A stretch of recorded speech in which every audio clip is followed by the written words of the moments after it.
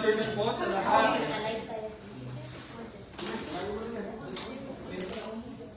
Isang privilege na makasama namin kayo today, lalo na welcome po, Sister Cherry po. Cherry, Sister Sandy. Sandy, Brother Ariel, at yung mga sila Mike, si Dean, saka si Denver. And, okay, sino pa yung bago?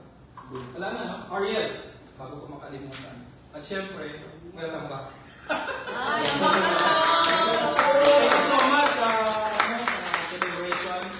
The same time syempre celebration natin na. And today is our Christmas celebration, remembering, kahit hindi po ito yung saktong araw, no? So, hindi ko na ikikwento sa inyo kung bakit naging 24 hours. Patuloy ko naman kayo halos lahat, hopefully alam nyo kung bakit 25. So, hindi ko na ikikwento yun. I-research nyo na lang, okay? So, probably by historical evidence, ay ang kapanganakan ng Panginoong Isus, sabi ko, hindi ko kwento eh. Autumn. Kasi nung time, if you will read in the book of Luke, yun yung time ng census sa colonial regions ng Roman Empire sa panahon sa Israelita. Kaya lahat ng mga magpapasensus, alam niyo, di ba, katatapos lang ng census. Nagpasensus na po ba kayo? Tapos na. Di ba? Tapos na po. So, ang census ay isang napaka-importante sa isang gobyerno dahil alam nila yung mga sino ang residing sa kanilang government. At nung time na yun, yun yung araw na si Mary, Mama Mary, and Papa Joseph ay umuwi sila sa kanilang province at doon inabutan si Mama Mary na kanyang kapanganakan. Sabi ko, akala pala niyo yung kwento na. Nakaganon lahat yung mata ninyo. So time po yun ng census at hindi po pwedeng mag-travel, maglakad, kahit buntis, matanda, baka, pag malalim ang panahon. Okay? So, bakit sineselebrate ng 25 ay Happy New Year! Sineselebrate ng 25 ay dahil sa tradition ng Roman Empire. Tradition ko ng Roman Empire na every 25 ay mayroon silang gift giving, mayroon silang kainan, at iba pang celebration ng panahon na yun. So, sinapay nila ng kainan. Okay? So, konting kaalaman lamang para sa ating lahat. Pero, ang pinaka-importante, sineselebrate natin yung naalala natin. Okay? At sinasabay na rin natin by tradition. Sabi ko, by tradition. Hindi doon sa tanatawag ng belief, kundi by tradition, ginagawa din natin. Kaya pag may nagtanong, hindi naman 25, okay lang. Kasi hindi nila alam yung alam nyo ngayon. Ulitin ko, yung alam nyo ngayon na 25, hindi dapat sineselebrate, sasabihin nila sa inyo yun. We do that by tradition. Okay? Not by religious belief. Naintindihan? So hindi natin ipaglalaban yung ating tradition sa kanilang religious belief. Dahil hindi pareha sa religious belief, tradition, hindi pareho. So hindi ipaglalaban yun. Hindi nila alam, at least, matalino kayo ngayon. Sabi mo sa akin, matalino ka ngayon, at ang totoo. You're a believer. Believer na, you're Christ na. You're a believer na. Okay? So, ayan. So, habang tayo po ay nagsiselebrate ang Okasaki Aichiken, ay kasabay po natin sila ngayon na sumasabay po sila sa ating service. Today, kung makikita ninyo, yung ating title, yung ating theme, The Peace of Christ, not Jesus, but Christ. Because Jesus became Christ. Yun yung gusto ng Father. Na siya, barating siya sa Hebrew word as Yoshua. Parang Joshua or Yoshua, nang ibig sabihin ay the Lord is my Savior. Okay? Ang ibig sabihin ng Yoshua or Jesus, the Lord is my Savior. Darating siya sa naririnig niyong na salita sa palagi niyo naririnig pag December. Yung tinatawag na Emmanuel. The word Emmanuel ay hindi yung kapitbahay niyo. Si Brother Emmanuel. Hindi po siya yon. Ang Greek word na Emmanuel ay ibig sabihin, ang Diyos ay nasa atin. Okay? Kaya pag ang pangalan mo ang Emmanuel, ang Diyos ay nasa iyo. Wow. Sa kanya lang. Okay? Yun yung original meaning. Okay? Malayalam. Meaning, tumingin kayo mabuti dito. Kung dumating si Jesus at sinabi ni Gabriel, Anghel Gabriel, kay Mama Mary at kay Mama Papa Joseph, na tatawagin niyo ang bata na Jesus dahil siya ay Emmanuel, na ibig sabihin ay ang Diyos ay sumasa atin, ibig sabihin mahabang panahon na hindi sumasa atin ang Panginoon. Hindi natin kasama. Nag-guess niyo yan? Mahabang panahon, magmula magkasala ang tao, ang Diyos kailanman ayaw niyang sumama sa tao dahil ang tao ang kasalanan. Ngayon, nagpapakita lamang siya panandalian kila Abraham, kilala niyo kila King David, kay sino pa yung mga kilala niyo sa Bible? Moses. Samson, kilala niyo si Samson? Delilah. So nagpapakitain lamang ang Diyos sa kanila sa labas. Sabit lang yun. Hindi yung katulad ni Jesus na nahan sa atin ng 33.5 years and eventually namatay siya sa cross and eventually ibinalik niya ang presensya ng Diyos sa atin sa pamamagitan ng Banal na Espiritu. Na hanggang ngayon ang Banal na Espiritu wala sa langit. Wala si Jesus, pero ang Banal na Espiritu narito. Sabi ni Jesus, bago siya umakyat sa langit, lagi kong sinasabi dito sa church, sinabi ni Jesus, bago siya mamatay sa cross, hindi ako pwedeng manatili sa inyo. Kailangan ako umuwi doon. Dahil pag hindi ako umuwi doon, hindi siya bababa. So kailangan munang bayaran ng Panginoong Hesus yung kasalanan para yung Banal na Espiritu bababa. Kanino bababa? Hindi sa mga aso, hindi sa mga baboy, kundi sa mga taong nilikha ng Diyos ayon sa kanyang wangis. Yun yung plano. Naintindihan niyo po? Kaya kailangan maniwala ka muna kay Jesus na bayaran niya ang kasalanan mo at maniwala ka na may pinanganak sa Bethlehem, na maniwala ka na siya ang nag-provide ng kapayapaan between you and God because we are in battle with God. Magkalaban tayo. Ang Diyos banal, oh, holy, holy forever. Forever siyang holy. And forever tayong sinner. And we are not together. And God is fighting against us. Kaya ang Diyos, yung ating kasalanan ay pinarusahan na niya tayo. Pag mula nang sabihin niya kay Adan, huwag mong kakainin yan. Pag kinain mo ang bunga ng punong yan, mamamatay ka. So ibig sabihin, ibinigay sa tao ang kapangyarihan para husgahan niya ang kanyang sarili. Ulitin ko po, ibinigay na sa tao mula sa ating ninonong Adan na ang ating judgment ay nasa ating kamay. Kaya bago ka pa gumawa ng kasalanan mo, alam mo na mayroon kang judgment nasa iyong kamay. Kaya ang gagawin mo lang, susunod ka ba sa sinasabi ng Diyos? Or puhusgahan mo ang sarili mo sa pagsuway? Diba nag-isip po yun? Hello po. Hello po. Napakahalaga po na hindi lang tayo nag-exchange gift for by tradition na malaman natin yung so ulitin ko po, God has provided peace. Anong peace? Peace between God, the Holy God, the Divine God, and the sinner, the full man. Yung nagkasala. Wala tayong peace sa Diyos. Kaya kung wala tayong peace sa Diyos, hindi ka makakabalik sa Diyos. Sabi ng Bible, sa Book of Genesis, tayo pong lahat ay rebelde sa Diyos. Ibig sabihin, nagkasala sa Diyos. Pero ang Diyos, dahil punong-puno siya ng grasya. Hindi lang siya punong-puno ng grasya, actually. Punong-puno na siyang awa. Hindi siya actually punong-puno lang. Mapuno nga siya. Di ba? Kaya nung napuno siya, binigyan niya yung kanyang bugtong na anak. Yun yung kapalit. Yung puno siya ng pag-ibig. Actually, hindi lang siya puno ng pag-ibig. Siya ang grasya. Siya ang awa. Siya mismo yun. Hindi mo sasabihin punong-puno siya. Dahil pwedeng hindi siya mapuno pag sinabing punong-puno siya. Pero pag sinabi mo siya ang grasya, wala kang magagawa, walang magagawa ang Diyos, na ang gagawin niya kapag nakita ka niya na nagmamakaawa sa kanya, bibigyan ka ng grasya. Naintindihan niyo po yun? Tayo, wala tayong grasya, wala tayong awa. Kaya kailangan mapuno tayo ng grasya, awa muna para maawa tayo sa ating mga nagkautang sa atin. Hello po. Yung mga gumawa ng hindi tama sa atin, kaya lang kailangan natin mapuno. Pero ang Diyos hindi kailangan na mapuno ng grasya, awa. Naunawan niyo po, siya ay pag-ibig, sabi ng Bible. Hindi siya puno ng pag-ibig. Siya mismo ang pag-ibig. At sa pamagitan ng pag-ibig niya, ang pinaka-title ng ating tema, actually, ay mensahe na. Ano yung title? Pakibasa?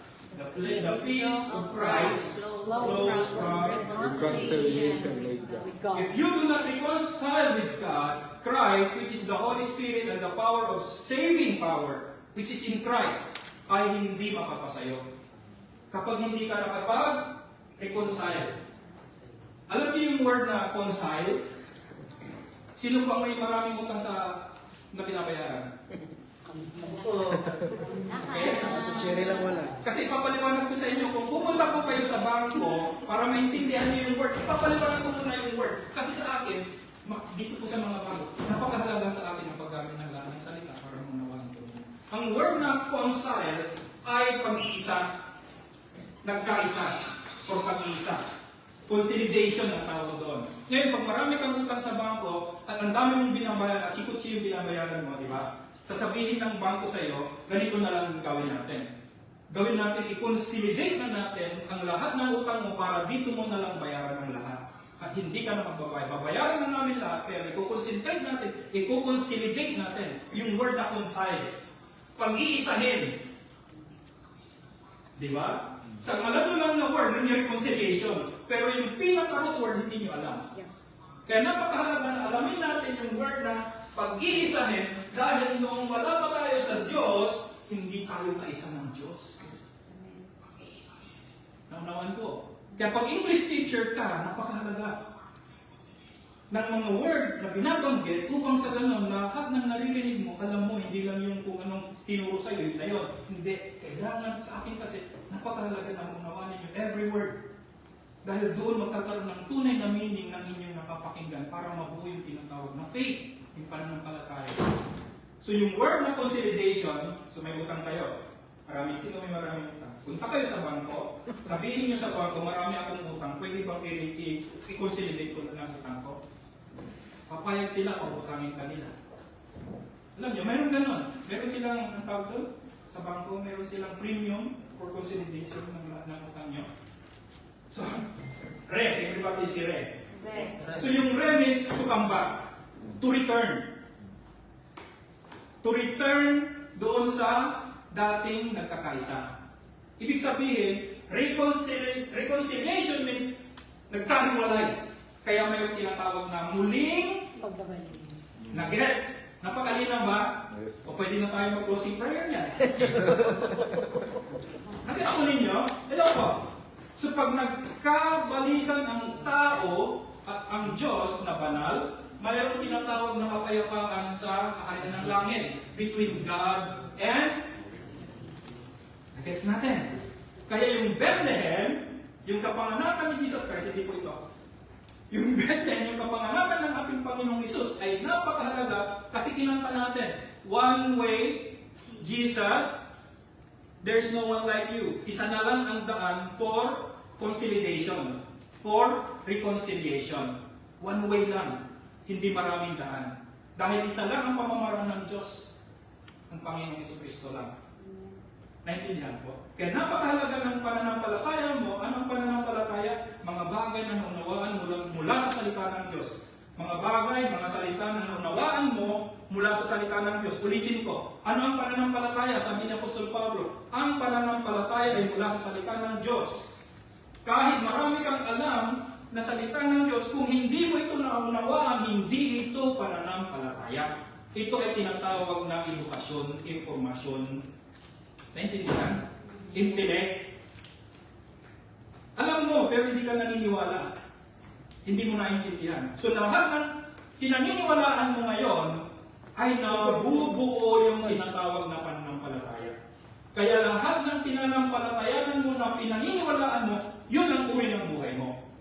Kaya kung titignan ko ang buhay ninyo at titignan mo ang buhay mo, lahat ng ikinabubuhay mo ay dahil sa pinaniniwalaan mo. Tama? Kung hindi ka marunong magluto ng cake dahil naniniwala ka na hindi ka marunong, hindi ka kakain ng cake na gawa sa iyong kamay.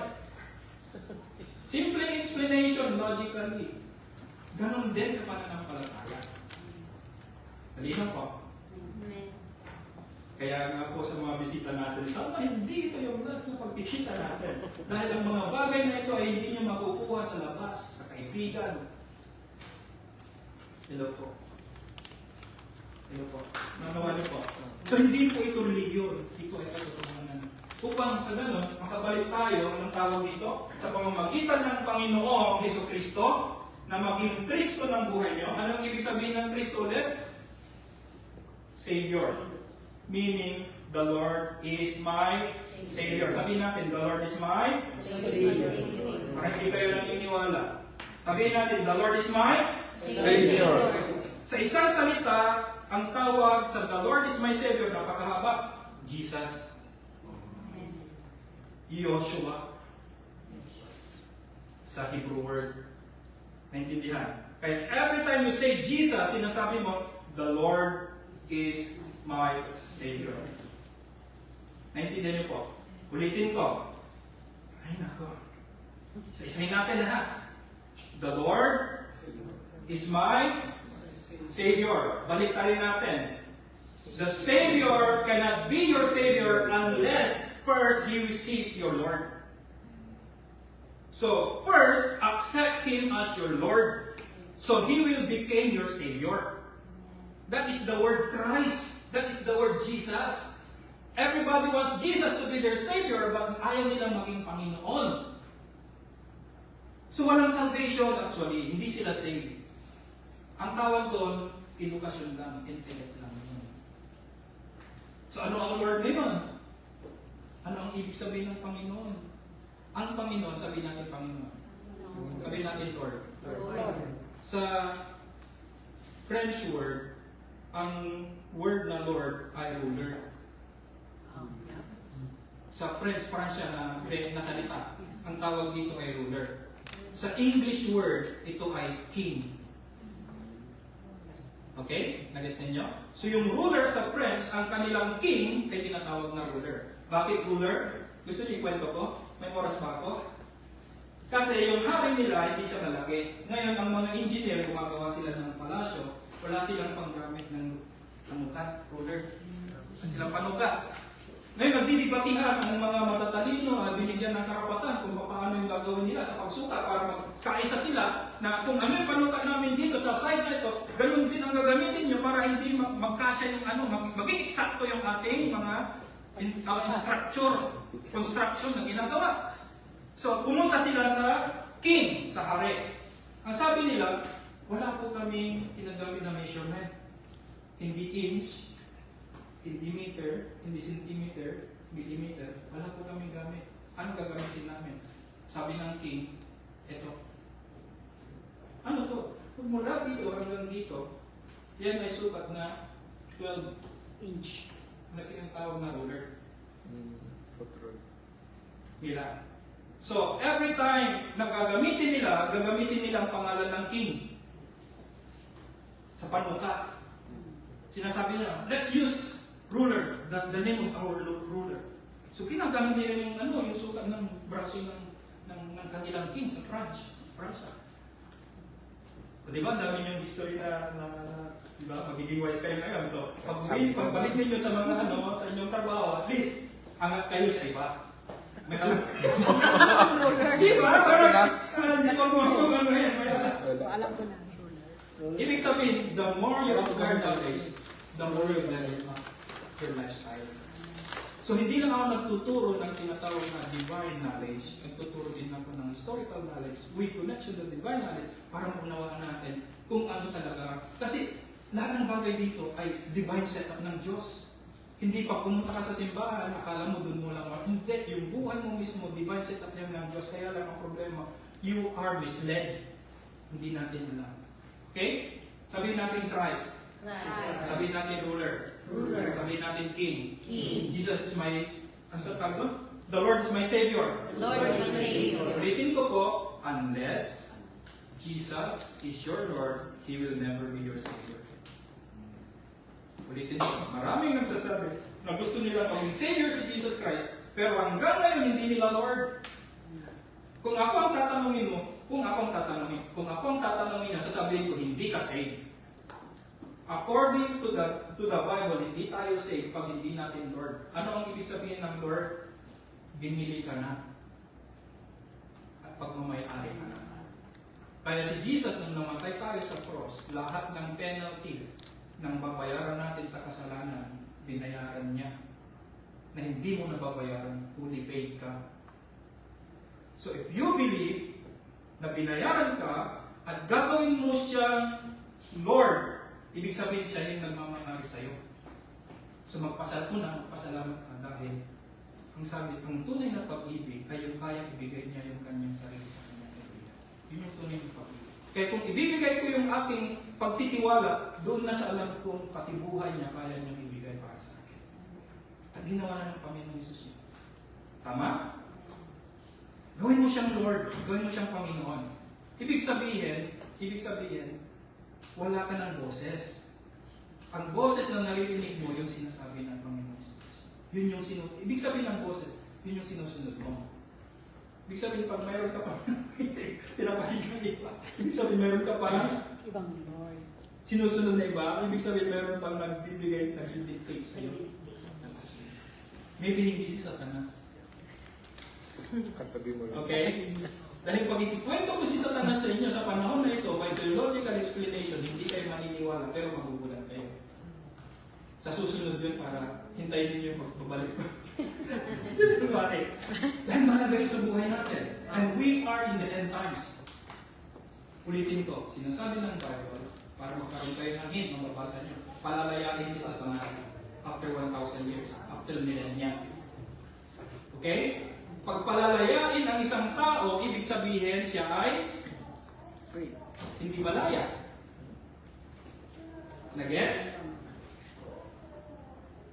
Hello?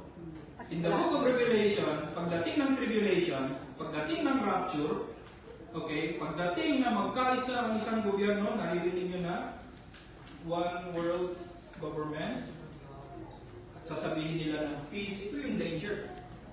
Yung peace. Because the peace that God gave you is never the peace that the world will give you. And the world will provide peace pansamantala. And all the world, all the government, magkakaisa sila dahil sa isang tao ito, gagawa siya ng kapayapaan sa buong government. Mga malalakas na gobyerno, magkakaisa sila na magkakaroon ng parang kapayapaan. And that's the danger. Dahil hindi yun yung peace na sinasabi ng Diyos. Nasa dyan lang kayo. Alam niyo yung nangyayari sa, unahin natin sa Canada, pangalawa sa US. Isipin natin sa China, sa United Kingdom ba or England. Alam niyo ba nangyayari ko? Halos lahat ng foreigner pinapauwi na sa kanila. Darating yung time para hinahatag ng Japan. May problema kayo ngayon sa immigration. Alam niyo yun. At magkakaroon na unti-unti yung tinatawag na one world order. Unti-unti yan. At hindi nagkakamali ang revelation ng Bible. Kaya pag wala ka kay Jesus Christ, napaka-delikado ng buhay mo kung hindi mo siya gagawin ng Lord. Hello? Hindi ito religion. Ito ay katotohanan. Hindi nagkataon na nagdala kayo ng pagkain para kainin ni pastor. Hindi nagkataon yun. Kayo ay pumunta dito, hindi ninyo alam kung bakit. Pero ito yung dahilan. Hello? Bakit? Hindi nyo pa narinig sa buong buhay ninyo. Ito pala yung mga bagay na hinahanap ninyong kasagutan na gumugulo, pero mostly binabaliwala natin kasi walang nagpaparating. Well, galing ay chicken. Malayong lugar, hindi nagkataon. Hindi isip ko ba, may birthday ko ako. 7 years. Hanggang ngayon, lutang pa rin ako. Mamaya, uuwi na naman ako doon. Pero, nawawala siya. Bakit? Dahil sa kapayapaan ng Diyos na sumasa atin, nasasayang din. Magkaroon ng tinatawag na consolidation, tinatawag na reconciliation. At sa pamamagitan niya, ang ating Panginoong Diyos, pinunubay niya. Okay na yun, message na yun. Hindi pa po ako nagme-message.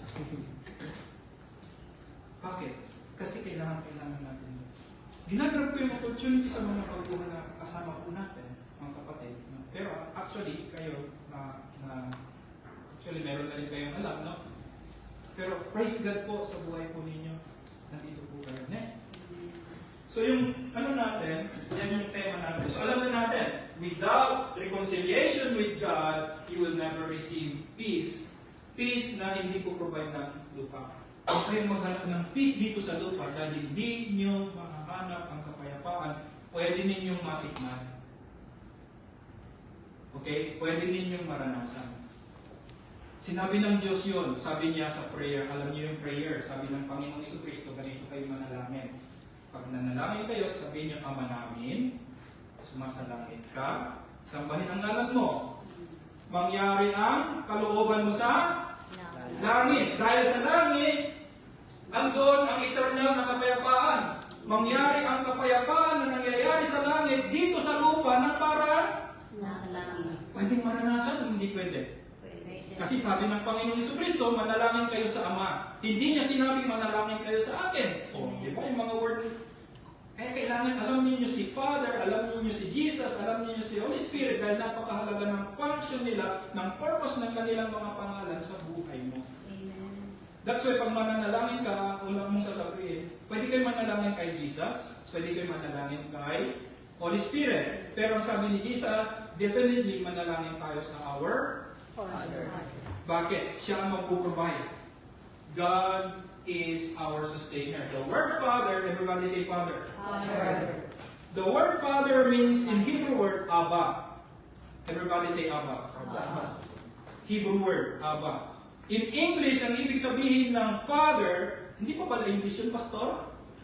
May meaning po siya.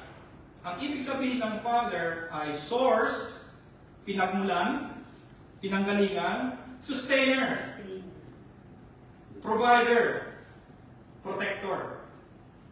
Sino ng tatay sa inyo? That's why lahat ng anak mo, kaya ka tinawag na Father dahil ikaw ang source ng pagkakalawal ng bata. You have to sustain. You have to provide. You have to protect. Nag-guess nyo? So hindi ka basta Father kung hindi mo alam yung pangalan. And the same manner, gusto ng Diyos na Ama na maranasan natin yung kanyang pagiging Father. Para alam natin kung paano siya maging Father sa atin. That He will sustain us, He will provide for us, He will protect us. That's why every time we pray, He will protect us. Father, protect us. So when you say Father, alam mo yung sinasabi mo. Dahil alam mo yung meaning. Ulitin ko. Pag nanalangin ka, hindi mo alam yung ibig sabihin ng meaning, you will never receive it. Ito po yun. Kailangan alam mo yung pinagpipray mo at alam mo bakit mo yung pinagpipray. Ayon sa sinabi ng Diyos. So ang prayer ay pagbabalik ng sinabi ng Diyos para ibibigay mo sa iyo. Kaya ang sabi ng prayer, bago mo ipanalangin, kung may pananampalataya ka, tinanggap mo na. Bakit? Kasi babalik mo lang yung sinabi niya. Sinabi mo ni Jesus Christ yun sa Book of Marcos. Sabi mo sinasabi na parang nagugulat kayo. Anyway, darating ng 2026, napakahalaga po na alam ninyo yung buhay natin. Ang ating kung isang scripture reading, sabi dito, Glory to God in the highest heaven, and on earth, peace to those on whom His favor rests. Sa isang salita, peace on earth will be to men. Okay, sa ibang version. So, sabihin natin, glory to God. So, napakahalaga na alam natin yung word na glory. So, ang glory ng Diyos, everybody say glory. Glory. Ibig sabihin, sa isang word na, ano pa ang isang pwedeng gamitin na salita para maintindihan ng glory? Yung kagandahan, kabutihan. Ibig sabihin, kunyari, yung mansanas. Pag pumunta kayo sa, sino ba na nakaranas ng apple picking? Ano tawag yan? Ringo Gari? Sino na nakapunta sa Ringo Gari? Apple picking. Pag pumunta kayo doon, puro bulaklak lang. O puro puno at dahon lang. Masaya ba kayo?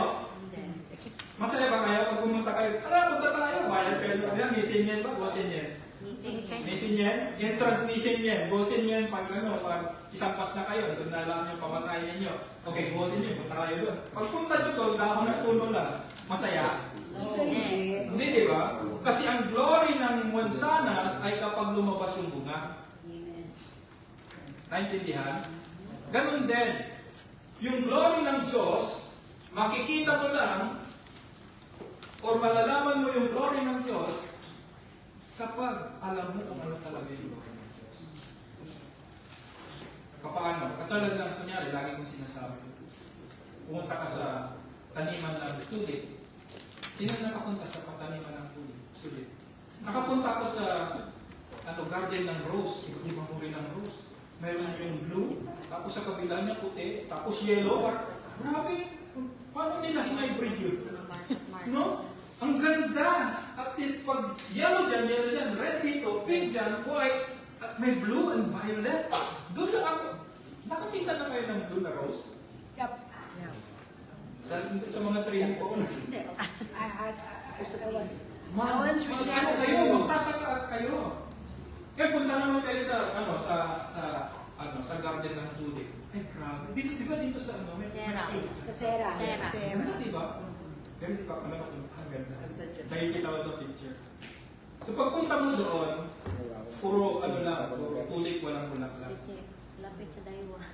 Ibig sabihin, may glory ba yung tulip? Meron. Is there any glory when you go to a garden and everything that you see in a garden of tulip is just the grass, full of green, without tulip, without the flower? So the glory is in the flower. When the flower blooms, doon mo makikita yung glory. Okay? Nagets nyo? Nagets nyo? Doon mo lang makikita yung pag-ibig ng Diyos. Sabihin natin pag-ibig ng Diyos. Yung grasya ng Diyos, sabihin natin grasya ng Diyos. Awa ng Diyos, sabihin natin awa. Yan ay bahagi ng glory ng Diyos. Naintindihan nyo? Katulad ng tulip. Kaya ang Diyos pumili siya ng isang creation na yung kanyang pag-ibig, yung kanyang grasya, yung kanyang awa ay makita, mananasan. At hindi siya pumunta sa aso at sa baboy para ipakita na kapag nagtautan ka, na kapag nagkaroon ka ng problema, patatawarin ka ng aso at maawa sa iyo ang baboy. Wala silang ganong feeling. Saan nilagay ng glory ng Diyos, yung kanyang pagiging Diyos na hindi nakikita, na marunong magmahal sa mga lalaki sa Kanya? Naintindihan niyo? Tingnan mo yung sarili mo. Kailangan ko na Marunong bago magmahal. Ibig sabihin, nakikita ba ang glory ng Diyos sa akin? Every day, pag pupunta ako sa work, pag nakikita pa yung husband ko, yung wife ko, yung kapatid ko, nakikita ba yung glory ng Diyos? Amen. O diba? Nakakapunta ka. Dahil pinili ka na hindi ka nagkataon, that the glory of God may reveal in you na hindi nakikita at sa pamagitan mo, makita na ang Diyos marunong magmahal dahil marunong kang magmahal. Amen. Dahil marunong kang magpatawad. Yun yung glory ng Diyos. Naunawa natin? Ini-imagine niyo yung gusto niyo patawarin. Christmas na Christmas. Yung mga tao, sige, patawad na yun. At least, glory ng Diyos yun. Tawad na katayo ni Sisi. Mahirap naman million. Natindan niyo po ako. Nababasa ni Pastor. Yung glory ng Diyos to the highest in heaven and earth is on earth. Doon sa mga tumanggap ng favor niya. Doon sa tumanggap ng trust niya. Ulitin ko. Doon sa mga may favor ng Diyos. Ibig sabihin, andyan yung glory. Create ka ng Diyos at ang Diyos ay giver. Giver siya ng kanyang glory. Pero, hindi mapupulfill ang glory at ang pagiging father at provider niya ng kanyang pag-ibig, ng kanyang glory, kung walang receiver. Naintindihan? So, masasatisfy lamang ang Creator na makita yung kanyang kadakilaan at yung kanyang kabutihan kung mayroong tatanggap. At ang sabi ng Diyos, sabi niya, ngayon likhain natin ang tao sa ating wangis. Tingnan mo yung katabi mo. Walang buntot yan, hindi yan ahas. Ay, nasa harap. Walang ugat yan para siya itawaging puno. Naunawaan niyo po? Yan ay tao. So you are created as a receiver that God will fulfill na maranasan at maranasan din ng Diyos. Na maranasan mo din as a receiver yung glory ng Diyos. Naintindihan natin. Nawala ang lahat ng yan dahil sa kasalanan. At dahil ang Diyos hindi nagbabago, sabi natin, yes, ang Diyos hindi nagbabago. Ang Diyos hindi nagbabago. Ang plano ng Diyos hindi nagbabago, sabi natin ang plano ng Diyos. Ang plano ng Diyos hindi Ang nagbabago. purpose ng Diyos hindi nagbabago. Ang purpose ng Diyos na yun. Kaya kailangan ng Diyos na bumaba dito sa lupa bilang isang baby Yes. para ibalik. Dahil hindi siya nagbago ng kanyang kaisipan tungkol sa iyo to receive and declare His glory na hindi nakikita. Amen. Naunawaan niyo po yan? Amen. Napakalaga nun. That's why, kahit sabi ng Panginoon Jesus, pwede ba, Ama, na huwag na akong mamatay sa krus?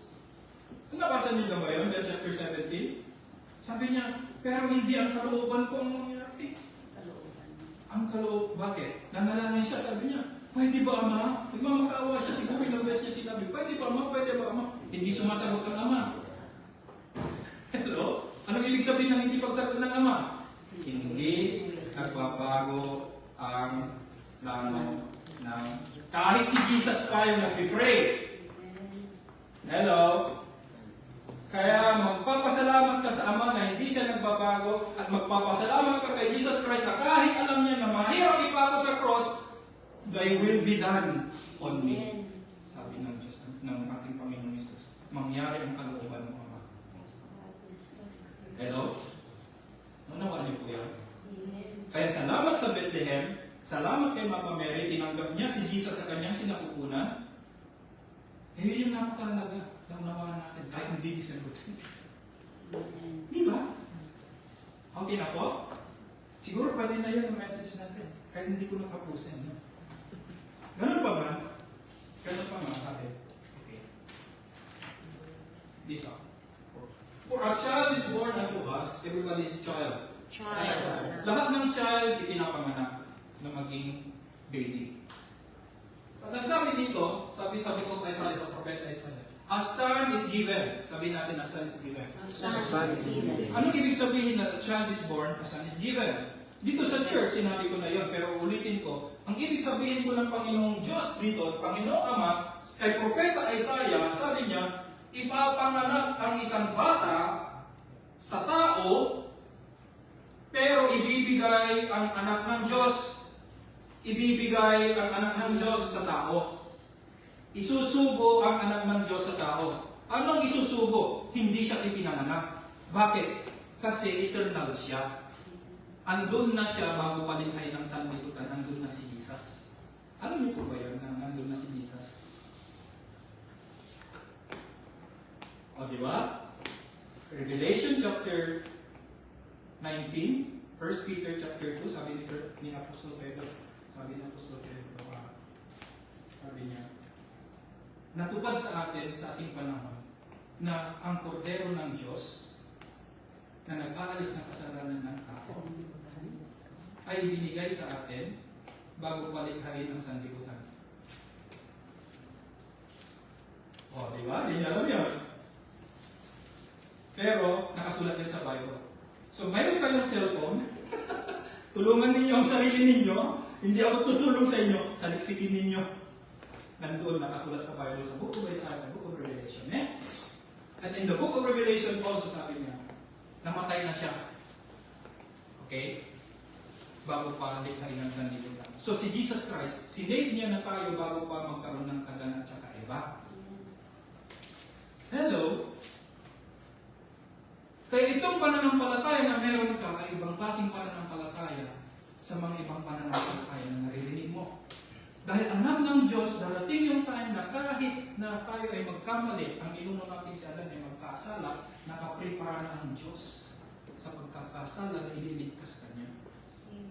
That's why, ang sabi dito, ipapanganak yung Savior mo, pero yung Savior mo, sabi niya, is ibinigay ng Diyos. So, hindi pa natupulpil o pag dumating siya, a government will rest upon his shoulder. Ibig sabihin, may dala-dala siyang isang uri ng gobyerno. Hindi klase ng gobyerno na demokrasya, autokrasya. Anong gobyerno dito? Sa Japan? Parliament.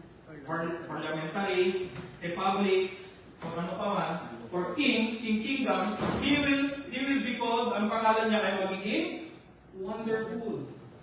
Ano ibig sabihin ng wonderful? Subarashi. Pag narinig ang pangalan niya, Subarashi, walang ibang pangalan na katulad niya. Dahil ang pangalan niya, nagdadrive away ng evil spirit. Sa pangalan niya, ang sakit gumagaling. Dahil sa pangalan niya, ang tao na makasalanan naliligtas. Amen. Wonderful. Hello? Subarashi. Pag dumating siya, pag ipinanganak siya, yung ibinigay na nandun na, bago pa ipanganak. Yan ang mystery ng kalangit na hindi nyo basta-basta maintindihan kung hindi kayo attend na. Hindi kayo talagang mapil mo na kayo ng Holy Spirit para naman ninyo. Bakit? Ulitin ko to. Doon nabubuhay yung inyong tunay na pananampalataya. Ulitin ko anong pananampalataya mula sa salita ng Diyos.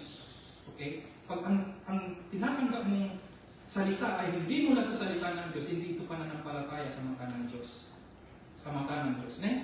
Pwede sabihin ng tao na pananampalataya. Pero sa mata ng Diyos, alam ng Diyos kung anong pananampalataya. Tayo babasahin ninyo sa Romans chapter 10:17. Ang sabi niya, ang pananampalataya ay bunga ng salita ng Diyos tungkol kay Jesucristo. Mababasa niyo sa kayo. Okay? At ang sabi niya, He will be your counselor. Bakit? Darating yung time, kailangan mo ng counsel. Dahil may mga time na matigas ulo mo, or kaya lagi kang galit, o ano pa man, siya ang kailangan mong mag-counsel, magbigay sa'yo ng turo. Bakit? Iba yung kanyang turo. I-redirect ka niya sa divine teaching. Pangatlo, sabi niya, pag dumating ang batang ito na siya ay magiging anak. Bakit siya magiging anak? Kasi mayroong pinanggalingan. That's why yung God mismo, yung God mismo, pinili niya nung likhain kanya na maging father siya, maging son siya, maging spirit siya, dahil sa iyo. Amen. Pero kung wala ka, okay lang. God lang, isang Diyos lang. Pero pinili niya na maging sustainer, provider, protector mo. At pinili niya na maging son kasi alam niya na darating yung time magkakasala ka at kailangan mo ng Savior as a man. Kaya pinili niya maging son and a child dahil hindi pwedeng mamatay at magbayad ng kasalanan sa krus ng Kalbaryo dahil ang sabi ng Book of Hebrews, pag walang pagbubo ng dugo, walang kapatawaran ang kasalanan. Ibig sabihin, kapag walang shedding of blood, there is no forgiveness of sin. Ang Diyos ay Espiritu, walang katawang lupa. Paano magkakaroon ng dugo ang Diyos kung hindi siya gagawa ng katawang lupa? Kaya tinawagan niya si Mama Mary. Can you provide me a baby who will have a blood, pure blood, a virgin, pure? Why? You will call him Emmanuel. You will have call him Jesus. He will save his people. The Lord is my Savior. Hello? Manawa niyo po? Kaya kinailangan na magkaroon siya ng katawang lupa para magkaroon ng pambayad ng dugo, pambayad ng kasalanan. Matalino ang Diyos, di ba? Kasi pinubay niya yung kordero before pa tayo likhain. Before pa tayo magkasala. Matalino siya. At ang batang ito, pag dumating siya, mayroong isang mayroon siyang daladalang gobyerno. Yung dala ng gobyerno, he will be wonderful. Kapag pumasok ka doon sa gobyerno na yon, he will be your wonderful counselor and mighty God. Sabi ni Isaiah, pagdating niya, siya ay si mighty. Kung iisa lang ang Diyos, at pag dumating ang batang ito at pinanganak sa Bethlehem, at ang sabi ng Diyos sa kanya, tatawagin mo siyang mighty God, at yung baby sa messenger ay tatawagin mong mighty God, sino yung baby?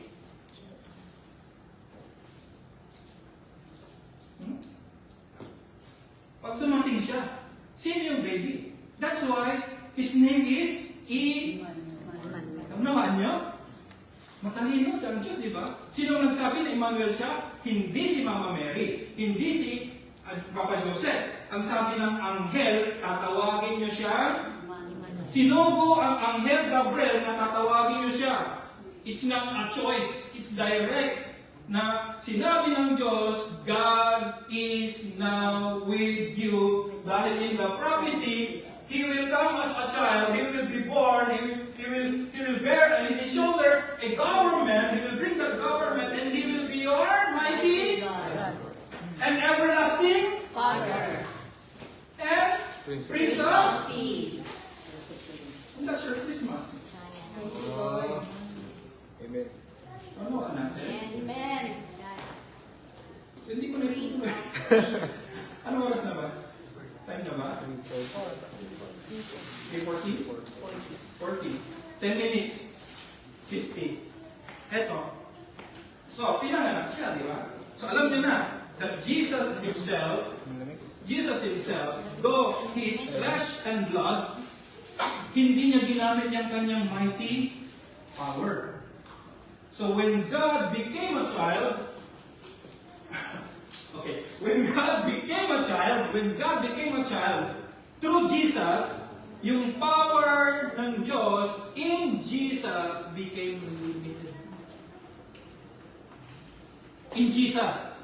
Hindi ko sinabing in the Father. Hindi ko sinabing in the Holy Spirit. Okay? Hello? Unawain niyo yun. That's why you will appreciate God dahil mayroon siyang tinatawag na ginawa sa buhay mo na maging Father siya, that He is the everlasting Father, He is the mighty God. But when He became a child, in Mama Mary's womb, He became limited. Sabi ni Saint John, kung babasahin ninyo sa John 1:14, sabi niya, John 1:14 ba? 15 ba? 13? Ang sabi ni Saint John, ganito. Kung paano kami kumakain, kung kumakain sila sa kamay, ang Diyos kumakain din. Sa pamagitan ni Jesus. Kung paano kami umihi sa bathroom, nakita namin ang Diyos. Sa pamagitan ni Jesus. Parehas. That's why sabi ko sa inyo kanina, di ba? Buti na lang hindi tayo 4 ang ulo, 10 daliri, 10 ang kamay, gano'n, di ba? Hindi tayo monster like. Dahil nung dumating ang Panginoong Jesucristo, yung sabi niya, let us create man according to our image and likeness. Parehang Panginoon sa iyo. 3 mata, ano ba? Dalawang mata, 2 kilo. 2 ilong, Bakit ang 2 kilo? 10 mga daliri, 2 butas. 2 butas. 2 butas tenga, pala. 2 mata, ilong na maganda. Okay? Ilaw na pangot. Head, shoulder, or hindi natin. Nag-gets po ninyo? So, pupurihin natin talaga ang Diyos. Pag naunawaan natin kung ano natin. Kaya nakita nila si Jesus na kung paano sila maligo sa Jordan River. Siguro si Jesus marunong lumamig. Diba? Pero hindi siya naglalakad. Nakita siya ni Peter. Si Peter naglalakad sa Sea of Galilee. Diba? And that's the power of the Holy Spirit in Him. Without the Holy Spirit in Him, He cannot do that. That's why He need the Holy Spirit. Nung binautismuhan siya, dumating si Holy Spirit, dun pa lang siya nagpagaling ng bulag. Nung bata siya, sinabihan siya ni Mama Mary, anong ginagawa mo dito? 12 years old. Tara, uwi na tayo. Sabi niya, andito ako sa bahay ng aking ama. Alam ko ang ginagawa ko. Bakit mo ako pinapauwi? Pero wala siyang magawa. 12 years old, Jesus, Savior, God is with us, Emmanuel, sunod-sunuran siya kay Mama Mary. Papa Joseph, nagpasakot siya sa original plan ng Diyos. Hello? Kaya kung may plano ang Diyos sa'yo, hintayin mo. Amen. At the power of the Holy Spirit, mapupultil yun. Pag dumating yung time na yun. Sabihin mo, next year na sana. Di ba? Pangyari na ba? Okay, so, and she, Mama Mary, will bring forth a son. Son is, yung pinangako. God has given us the son. So, He will bear that son. And his name will be called Jesus. For the name Jesus, He will save His people from their Sins. Savior. Okay? Nagets natin? Amen. Kaya natin sinicelebrate hindi dahil sa pra. Ba? Hindi lang God, hindi lang head, shoulders, and cup. Hindi lang doon, no? Alam natin bakit tayo nandito. Amen? So, ang encouragement ko sa inyo, so ganito, English na natin. So, the message of Christmas is clear and eternal. When God is given glory, so God has given you the glory. Love, mercy, forgiveness, humbleness, meekness, okay? Patience, understanding. That's the glory of God. You cannot find that in a sinful person. If that person is in Him, he submit the Lordship of Jesus Christ in his life and he will follow that Lordship, yung boses, makikita yung glory ng Diyos sa kanya. Okay? Kaya lagi kong tanong, anong nakikita mo sa sarili mo? Anong sinasabi? Ganito na lang. Anong sinasabi ng kapitbahay? Tungkol sa'yo. Anong sinasabi ng kaibigan mo? Yan. Diba? Alam mo. Yan. Yan mo na yan. Darating mo. Mabago din yan. May lumalong na mga yung New Year's resolution eh. Diba? Nasaan yung glory? So hopefully, diba? So when God gave His glory, humanity receives peace. Hindi mo lang matatanggap yung tinatawag na kapayapaan sa Diyos, kundi eternal po na kapayapaan matatanggap mo. But this peace is not automatic. It belongs to those who welcome Jesus Christ, trust Him, and live under His grace. Okay? So, ibig sabihin, conditional. Anong condition? Anong condition? It belongs to those. If you will welcome Jesus Christ in your life and trust Him and live according to His Lordship. Nag-gets po natin. So, let heaven hear our praise and let our heart receive the peace of Jesus Christ. So, kinanta natin kanina, actually, if you will read doon sa Book of Luke, kumanta po yung mga anghel. Kaya hindi ko na nilagay dyan.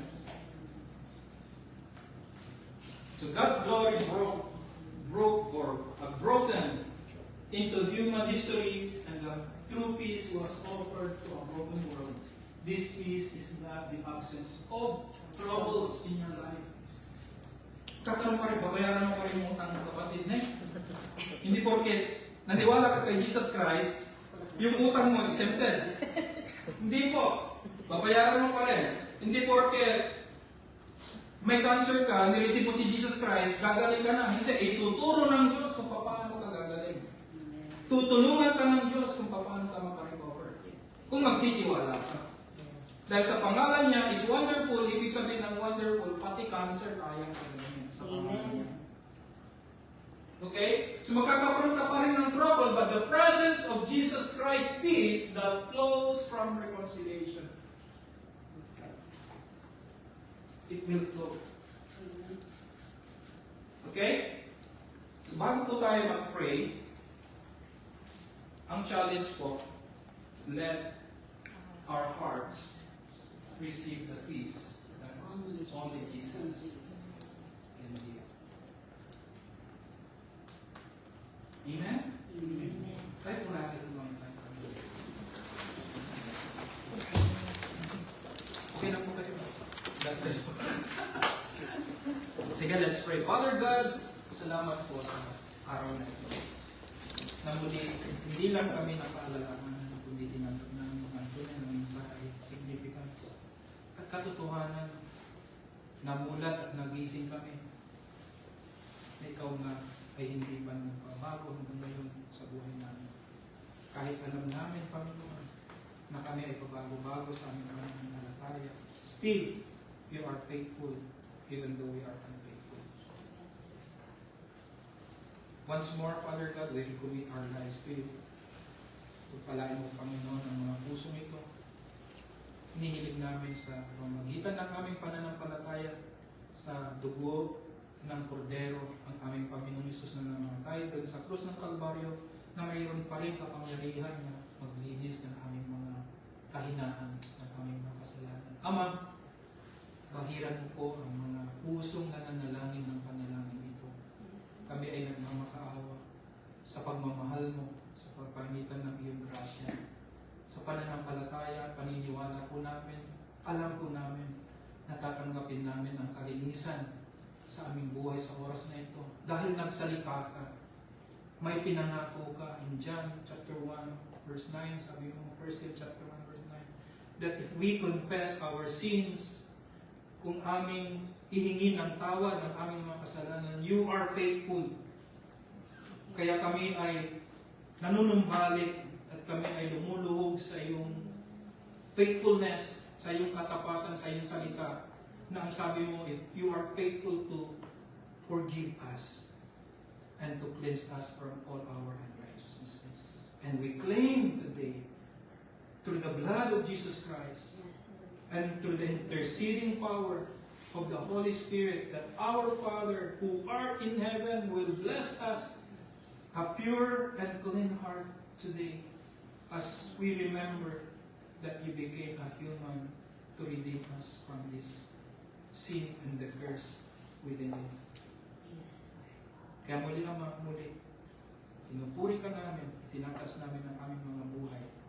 Patawarin mo po kami, at salamat sa awa at grasya mo, at higit sa lahat, ang pag-ibig mo na hindi nagmamalit sa lahat ng mga taong nananalangin na may pananampalataya, Ama, hinihiling po namin as a servant of your kingdom, of your church, I, your pastor to this church,